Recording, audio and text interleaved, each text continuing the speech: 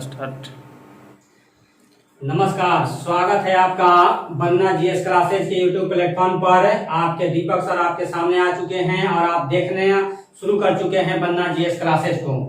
इस YouTube platform पर हम लोग जो अलग अलग सब्जेक्ट को पढ़ते आ रहे हैं, तो आज हमारे साथ हिस्ट्री होगा। हम लोग आज हिस्ट्री का जो पढ़ रहे हैं उसी को आगे बढ़ाते हुए आज एक चैप्टर हम लोग पढ़ने जा रहे हैं हिस्ट्री के अंतर्गत। जो पहला चैप्टर एशियन हिस्ट्री के अंतर्गत पहला चैप्टर के रूप में ही पढ़ा जाता है सिंधु घाटी सभ्यता यानी इंडस वैली सिविलाइजेशन। तो हम बात कर रहे हैं इंडस वैली सिविलाइजेशन की। यह है इंडस वैली सिविलाइजेशन, सिंधु घाटी सभ्यता। आप सभी लोग परिचित हैं। यह है सिंधु घाटी सभ्यता से दो बातें हैं, तीन बातें हैं, पहले समझ लीजिए। इसमें इंडस वैली सिविलाइजेशन, इसे क्या कहते हैं? Indus Valley civilization. बात समझिए, सिंधु इसे क्यों कहा गया? तो सिंधु नदी के किनारे इस सभ्यता का शुरुआत होता है। सिंधु नदी, इंडस नदी आप जानते हैं, जो मानसरोवर के तरफ से मानसरोवर झील के पास से निकलती है और भारत के एकमात्र जम्मू कश्मीर होते हुए और आगे पाकिस्तान चली जाती है। वह है सिंधु नदी के किनारे ही कुछ मानवों का निवास हुआ और इसी कारण इसे सिंधु नाम दिया गया। यह है सभ्यता की बात करते हैं दोस्तों, इसे सभ्यता कहा गया है, सिविलाइजेशन कहते हैं। समझिए, दो चीजें होती है, एक सुनते होंगे आप कल्चर, एक सुनते होंगे कल्चर यह है यानी संस्कृति, और एक सिविलाइजेशन यानी सभ्यता। क्या अंतर है समझिए, कल्चर और सिविलाइजेशन आप सुनते होंगे। तो कल्चर और सिविलाइजेशन में क्या अंतर है, इसको आप ज्योग्राफी के दो शब्दों के माध्यम से भी समझ सकते हैं। एक होता है क्लाइमेट और एक होता है वेदर। एक आप सुनते होंगे वेदर और एक सुनते होंगे क्लाइमेट। वेदर है यानी मौसम, क्लाइमेट यानी जलवायु।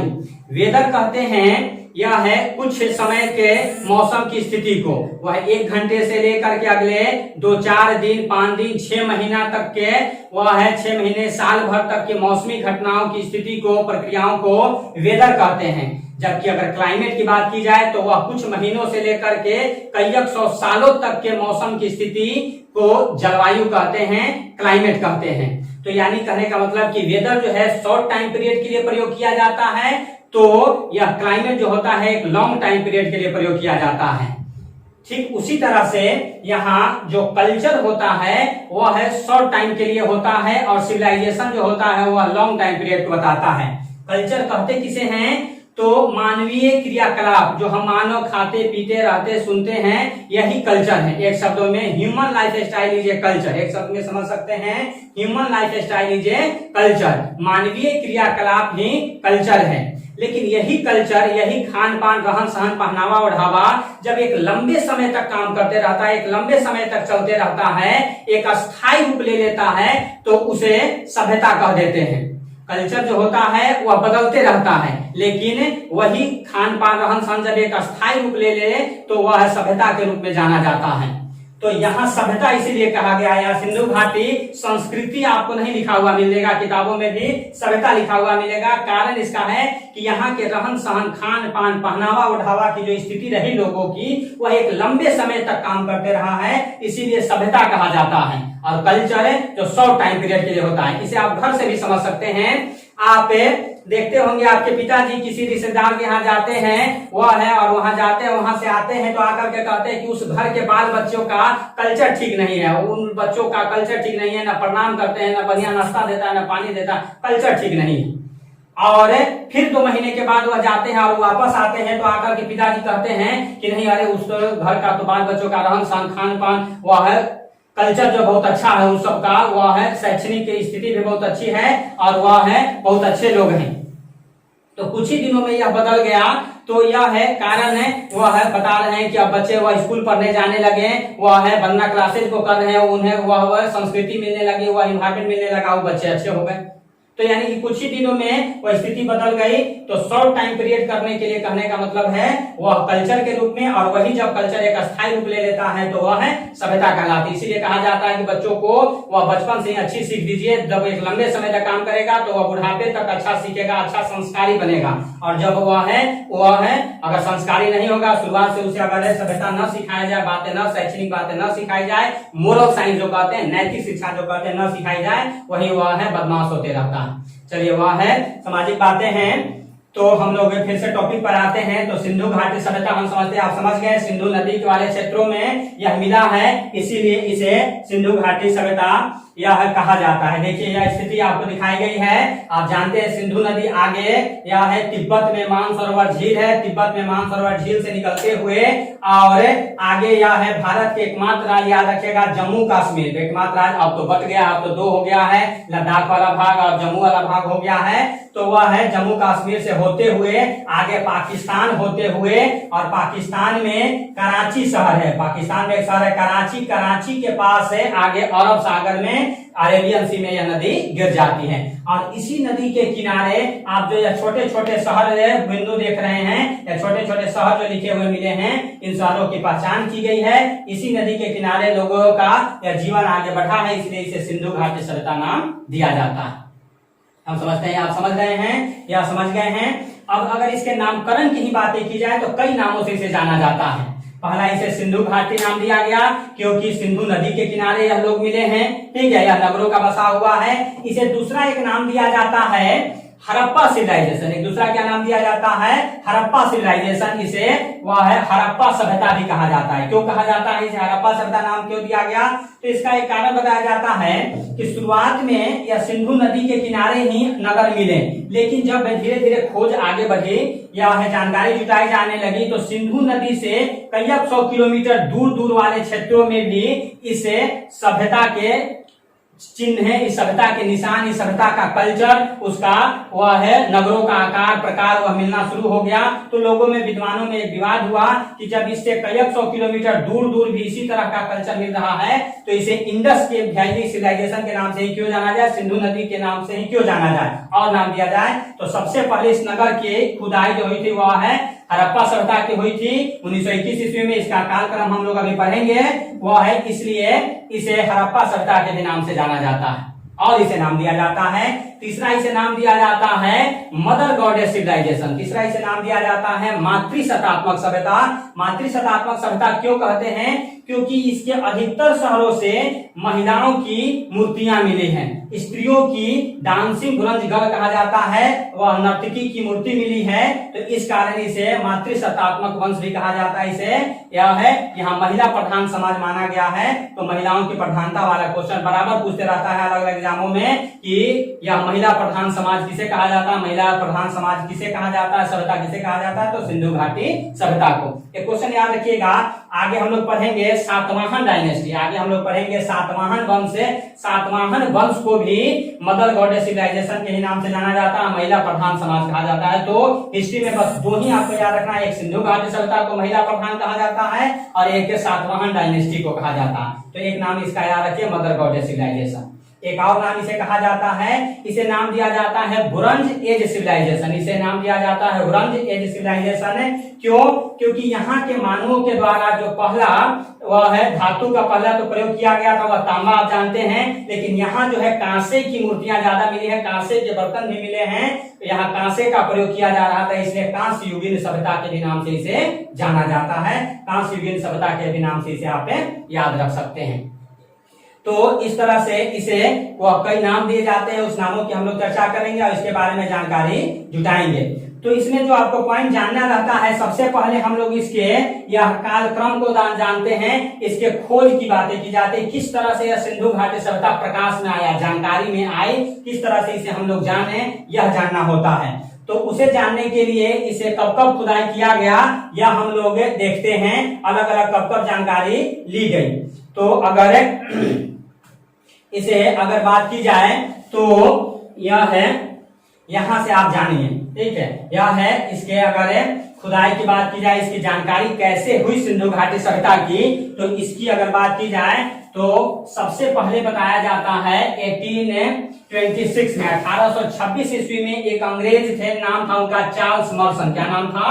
चार्ल्स मर्सन। या चार्ल्स मर्सन ने सबसे पहले सिंधु घाटी सभ्यता के नगरों को देखा, ऐसा माना जाता है। सबसे पहले वो सिंधु घाटी सभ्यता वाले क्षेत्रों में यह एक बार घूम रहे थे, गए थे, और उन्होंने वहां बहुत सारे ईंट पत्थरों का खंडहर देखा। ईंट पत्थरों का खंडहर देखा तो उन्होंने सबसे पहले विचार व्यक्त किया कि लगता है यहाँ कोई रहते होंगे, कोई समाज यहाँ रहता होगा, क्योंकि वह खंडहर वह दिखाई दिया। खंडहर क्या है? आप गांव घर में रहते हैं, देखे होंगे कोई घर पुराना गिरा हुआ रहता है, बहुत सारे लोग गांवों को छोड़ करके और शहरों में चले गए, उनका घर गिर गया है, वह खंडहर के टाइप का उसमें वह उगा हुआ रहता है, पेड़ पौधे भी वह है। बरसात का मौसम चल रहा है, बहुत सारे जिस घर में लोग नहीं रहते देखते होंगे खंडहर के जैसा हो जाता है, तो कुछ उसी तरह का समझ लीजिए कि यह खंडहर उन्होंने देखा। तो सबसे पहली बार सिंधु घाटी के बारे में सबसे पहली बार जानकारी किसने दिया, बात किसने की? तो चार्ल्स मर्सन ने किया। लेकिन यह बात आई गई हो गई, उन्होंने बस कहा, उस पर कोई ज्यादा ध्यान दिया नहीं गया।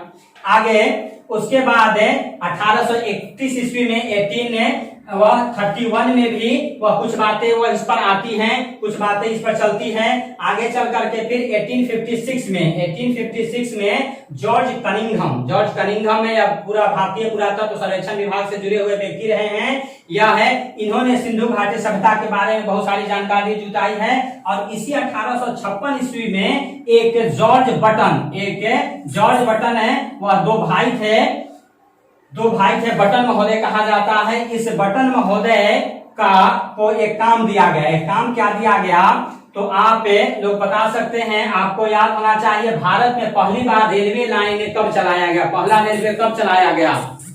तो यह है, आप भारत में जो पहला रेलवे लाइन वह चलाया गया था, और उसी को आगे बढ़ाया जा रहा था। डलहौजी के समय में आप जानते हैं भारत में पहली बार रेलवे लाइन बिछाया गया था, वह है 1853 ईस्वी में चला था। कहां से कहां के बीच? तो मुंबई से थाने के बीच पहली बार यह है भारत में रेलवे का विस्तार किया गया था, रेलवे लाइन बिछाया गया था मुंबई से थाने के बीच। तो वह है रेलवे अंग्रेजों ने बिछाया था, और उनका उद्देश्य था माल को वह भीतरी भागों से बंदरगाहों तक ले जाना और फिर अपने देश ले जाना। वह है, हम लोग मॉडर्न हिस्ट्री में बातें जानेंगे। तो उसी के तहत 1853 ईस्वी में पहला रेल लाइन से वह बिछा वह, और उसके बाद पूरे भारत में वह रेल लाइन बिछाने का काम शुरू हुआ। तो 1856 की बात है। इस 1856 ईस्वी में यह जॉर्ज बटन नामक एक अंग्रेज अधिकारी को एक काम दिया गया कि वह लाहौर से कराची के बीच, अभी वर्तमान में पाकिस्तान में, लाहौर से कराची के बीच रेलवे लाइन बिछाए। लाहौर से कराची के बीच उन्हें रेलवे लाइन बिछाने का जिम्मेदारी दी गई। रेलवे लाइन वह बिछवा रहे थे, और रेलवे लाइन बिछाने के लिए आप जानते हैं वह ट्रैक को ऊंचा करने के लिए ईंट पत्थरों की जरूरत होती है, तो ईंट पत्थरों की जरूरत हुई।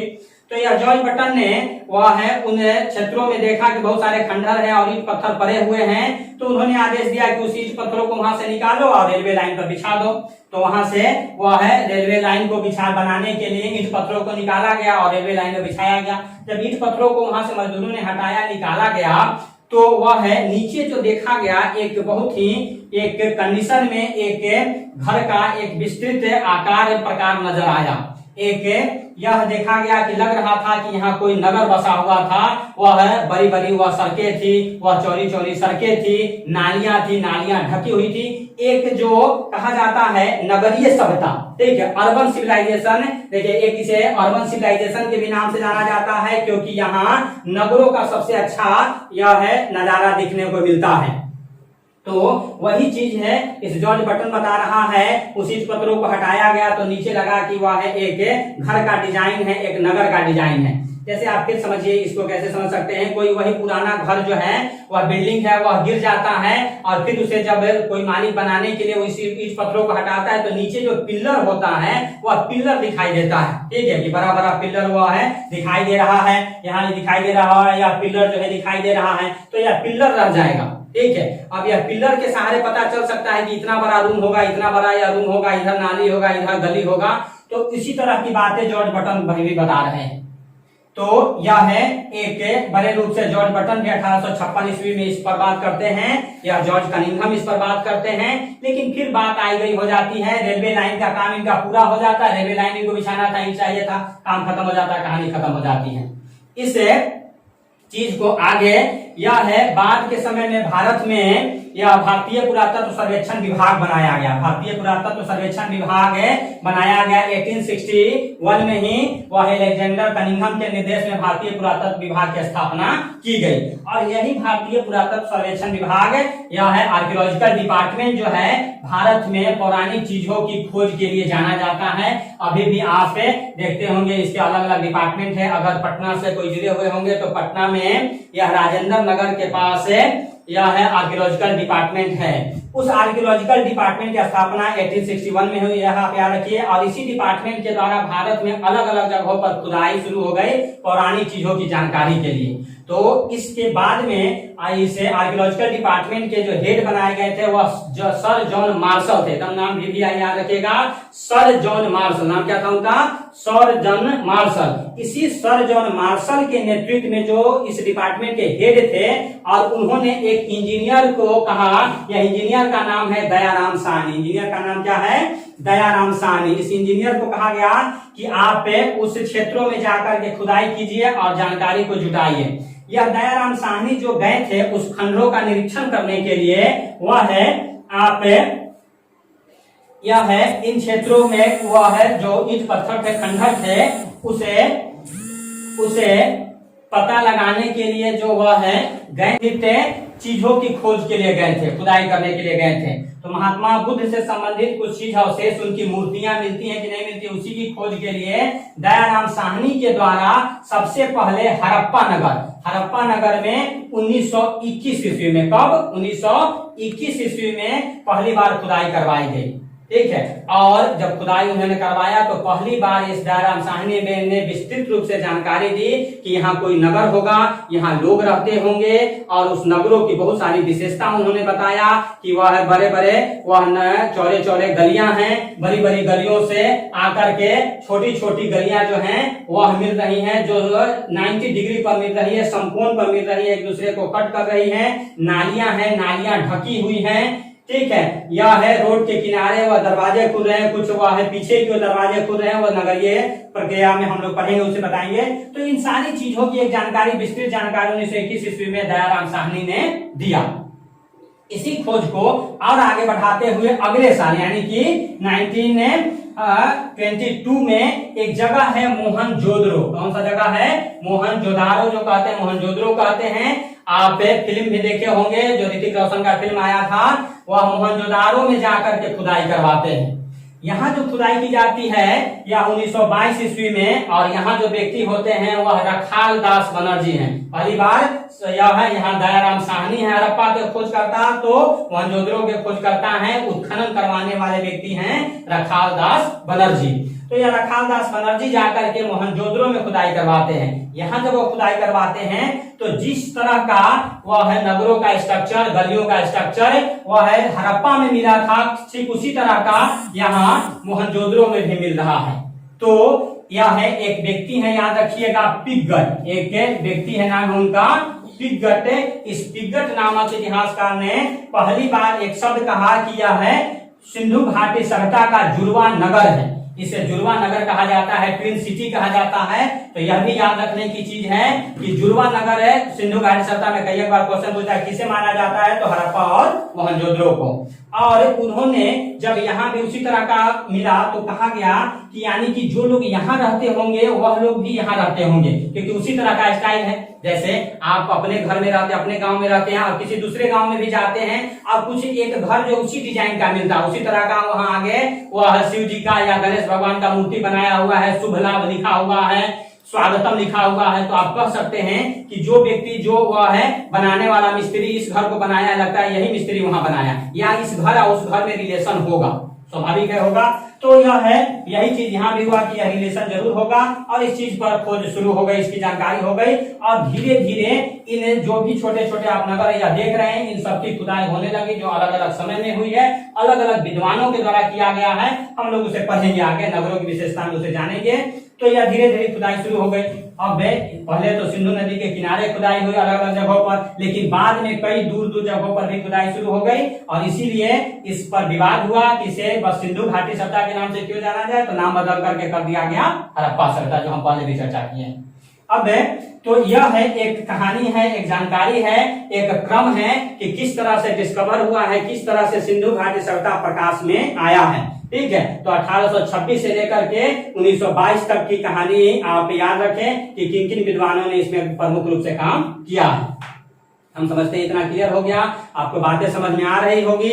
आप देख रहे हैं बन्ना जीएस क्लासेज, आप देख रहे हैं बन्ना जीएस क्लासेज। मैं दीपक सर आप लोगों का टीचर, आप लोगों का गाइड कर सकते हैं, यह है आपको गाइड कर रहा हूं। साथ ही आप इस बन्ना क्लासेज के साथ है आप हमारा टेलीग्राम चैनल है, इस टेलीग्राम चैनल से भी जुड़ सकते हैं। या टेलीग्राम चैनल के लिए आपको कुछ नहीं करना है, टेलीग्राम ऐप जो है आपको डाउनलोड करना है अपने मोबाइल में और उसमें जाकर के लिखना है जीके जीएस दीपक सर, लिखना है जीके जीएस दीपक सर, या लिखेंगे वह ग्रुप आपको मिल जाएगा, उसको ज्वाइन कर लीजिएगा। उसको ज्वाइन करने से आपको क्या फायदे होंगे कि यहाँ जो मैं पढ़ा रहा हूँ, जो यहाँ आपको कंटेंट दिख रहा है, यह कंटेंट का पीडीएफ आपको मैं टेलीग्राम पर उपलब्ध करवाऊंगा। या पीडीएफ कहाँ दिलवाऊंगा, यह है टेलीग्राम पर दूंगा, तो वहां से आप पीडीएफ ले सकते हैं। साथ ही यहाँ जो चैप्टर पढ़ाया जाता है उस चैप्टर का वह ऑब्जेक्टिव है, एमसीक्यू करवाया जाता है, उसका टेस्ट लिया जाता है अलग अलग टाइम में और उस टेस्ट में आप भाग ले सकते हैं। उसमें जो विजेता होते हैं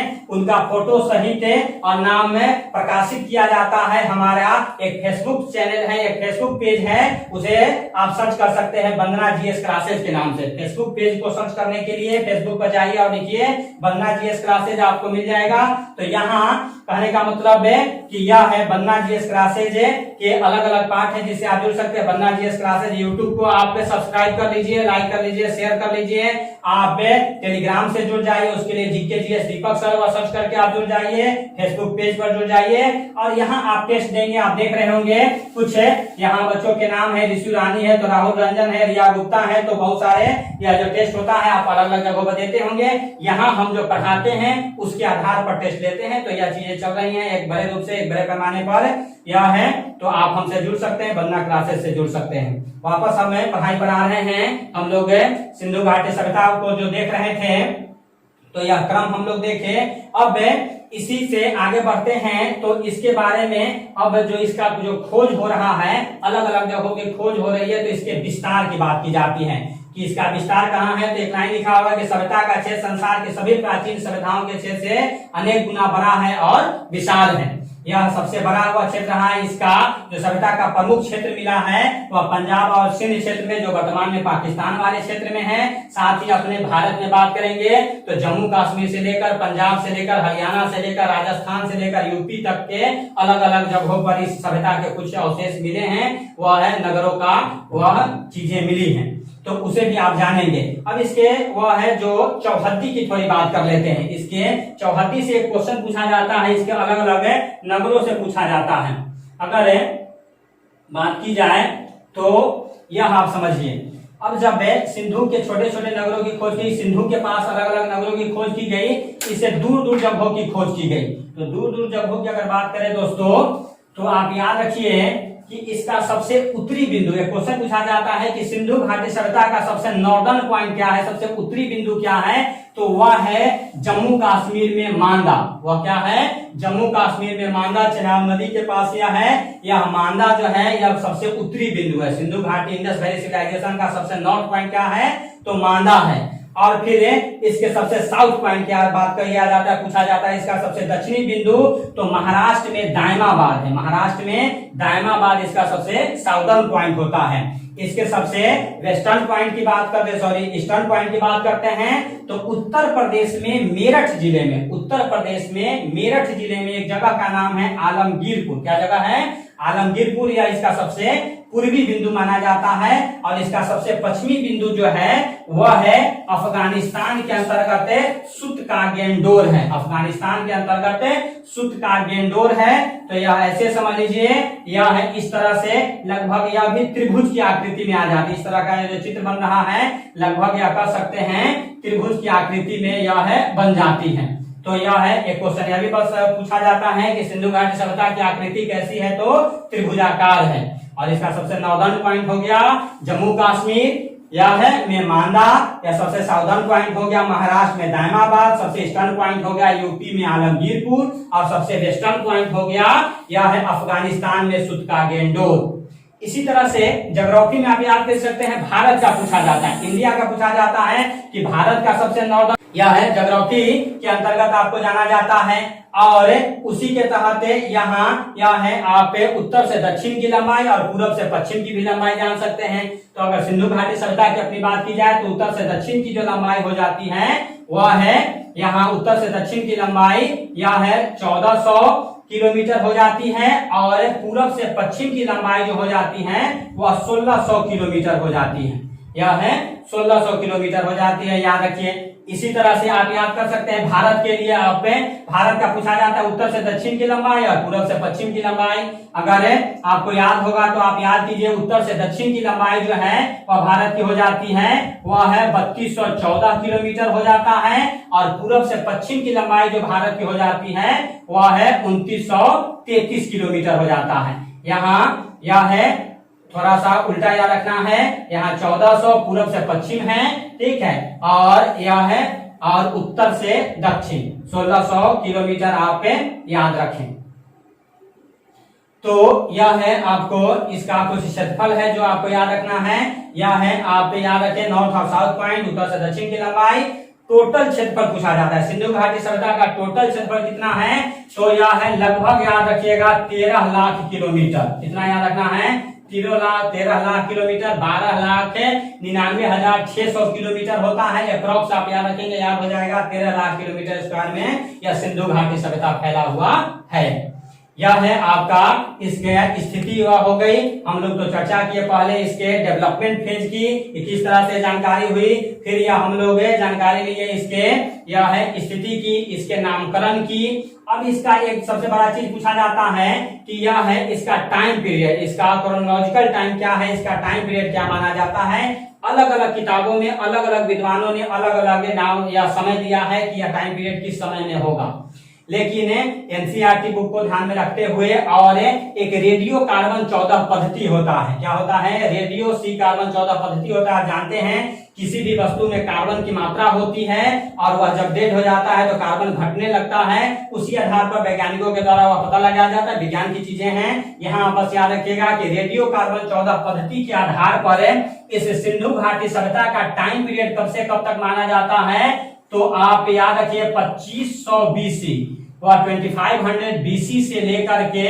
1750 बीसी 1750 बीसी का यह टाइम पीरियड माना जाता है सिंधु घाटी सभ्यता का। अगर यह ऑप्शन में नहीं है तो दूसरा ऑप्शन आप यहाँ 2300 याद रखिए, 2300 बीसी से लेकर के 1750 बीसी तक यह है माना जाता है। इसी में से आपको एक आंसर देना है, यह है आप 2500 याद रख सकते हैं, अधिकतर बुक में यह आपको मिलेगा 2500 से 1750 बीसी इसका टाइम पीरियड माना जाता है, इसको याद रखना है।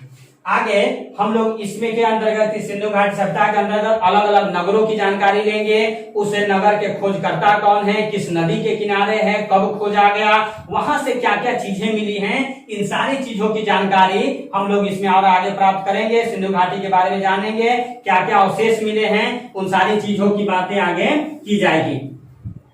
तो आज के लिए आप इतनी सारी बातों को याद रखें, ठीक है, और आगे हमें वही चीजें आपको यहाँ जो बताया गया था यह है जो हमने अभी हम लोग चर्चा की है कि उत्तर में जम्मू कश्मीर में मांदा रावी नदी के तट पर, वहां छोटा चेनाब नदी भी है, दक्षिण में जो है महाराष्ट्र में दायमाबाद है, वह पश्चिम में बलूचिस्तान के अंतर्गत मरकाना समुद्र तट के पास सुद का गेंदोर है, वह है पाक के सिंध प्रांत से लेकर उत्तर में यह है आलमगीरपुर, उत्तर प्रदेश के यूपी में मेरठ जिले में यह है कुरुक्षेत्र तक का वह भाग है, मेरठ में याद रखिएगा आलमगीरपुर तक है, ठीक है। इस तरह से वह वर्तमान समय में कह सकते हैं भारतीय उपमहाद्वीप में लगभग 1500 स्थलों की पहचान की गई है, लगभग 1500 जगहों की पहचान की गई है जहां इन शहरों की जानकारी मिली है, और इसी में से कुछ बड़े जो शहर हैं उसके बारे में हम लोग जानकारी प्राप्त करेंगे। तो आज के लिए आप इतना याद रखिए, इसी क्लास को हम लोग और आगे बढ़ाएंगे, विस्तृत रूप से पढ़ेंगे आप हमें कमेंट बॉक्स में जरूर बताइएगा कि यह आपको क्लास कैसा लग रहा, या है आपको इसमें क्या वह अच्छा लगा, क्या बुरा लगा। बुरा भी चीज बताइए, आपको क्या इसमें और चाहिए यह हमें बताइए, तभी हम सुधार कर पाएंगे कि और क्या आपको चाहिए। ठीक है, वह क्या अच्छाई है वह हमें मालूम है, लेकिन बुराई सामने वाला बताता है कि इसमें और क्या वह है होना चाहिए। बुराई कहने का मतलब कि और क्या होना चाहिए, क्या चीजें होनी चाहिए, वह आप हमें बताइए और उसके अनुसार हम सुधार करते रहेंगे। तो आज के लिए इतना याद रखिए।